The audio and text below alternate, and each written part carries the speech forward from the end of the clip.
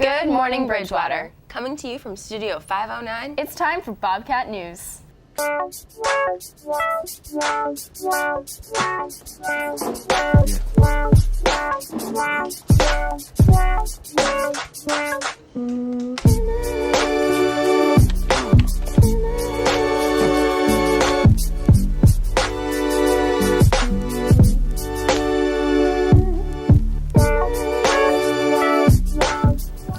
Today is Thursday, January 25th, 2018. I'm Ella Brinkerhoff. And I'm Alex Muir. Please stand for the Pledge of Allegiance. I pledge allegiance to the flag of the United States of America and to the republic for which it stands, one nation, under God, indivisible, with liberty and justice for all. Please remain standing for a moment of silence. Thank you. Please be seated. Today's lunch will be Swedish meatballs with pasta, chef salad with turkey and egg, spicy chicken sandwich, applesauce, steamed cauliflower, and assorted milk. Tomorrow's lunch will be tangerine chicken, spicy chicken po' boy sandwich, stir-fried broccoli, apple slices, and assorted milk.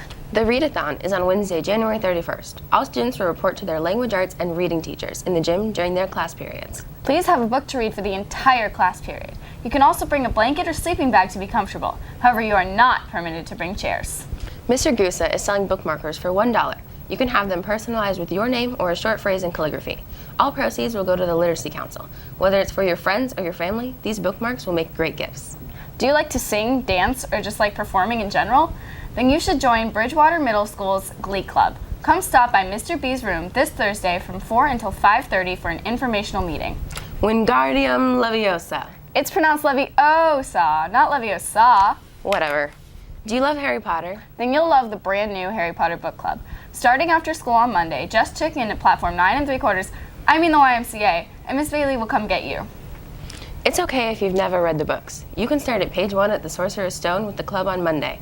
By the way, the AR points of the books range from 12 to 48 points. Attention incoming Windermere High School freshmen. There will be a presentation this Thursday at Windermere High School from 6 until 8 p.m. Come check out information on clubs, organizations, electives, curriculum, programs, and much, much more. In this next video, Detective Waters faces a case like no other. Another Tuesday, when I got the call. It was a woman by the name of Susan Thomas. She was calling to report a man in her home. It didn't seem too unusual at first.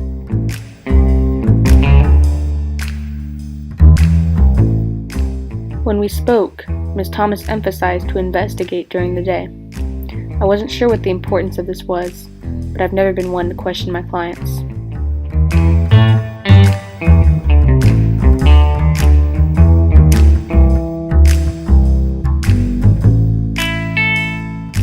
Ms. Thomas was like any other housewife I had encountered, yet from what I'd learned in her files, she'd been a widow for about 5 years.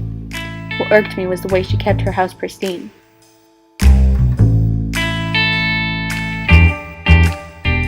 We spoke for a bit, and after a few questions, she agreed to show me some places that she had seen the man. Under the bed, in the pantry, in the closet were all places that the man had been spotted. There didn't seem to be any correlation between them. Finally, she led me into the bathroom, where she suddenly became very frightened, screaming out that the man was in the mirror. At first I thought she was joking.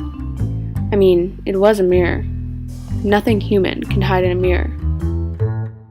As I left the Thomas residence, I had come to the conclusion that there was no way this woman was sane. This case turned out to be a lot bigger than what I had anticipated. I wanted to help Miss Thomas, I really did. But as a detective, the only thing I could do was refer her to a professional. I decided it would be best if I confronted her in person.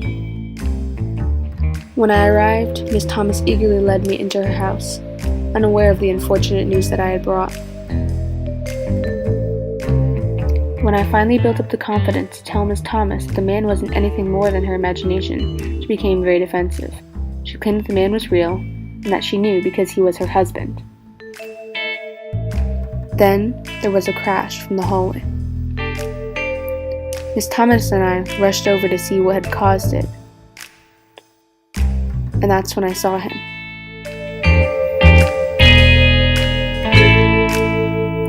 man in 213 Citrus Avenue.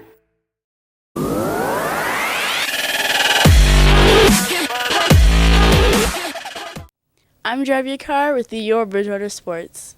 Opening up the season, the Bridgewater basketball teams will be on the road against their biggest rival, Sunridge Middle School, January 29th, 5 p.m. You don't want to miss this. In other basketball news, Bridgewater will also have a game on January 31st beginning at 5 p.m. The game will be against Southwest Middle School. Come out and support your fellow Bobcats. Now with your Bridgewater forecast, Jacob Tulinson. What's up, JT? Today's weather is a high of 67 with a low of 51 and a 0% chance of rain. Here's your 5-day weather forecast. Today's joke of the day is, why aren't grapes ever lonely? Because they come in bunches. That joke is brought to you by Maori H, and now back inside. Thank you, JT. Thank you for joining us for Bobcat News You Can Use. And as always, have a great day.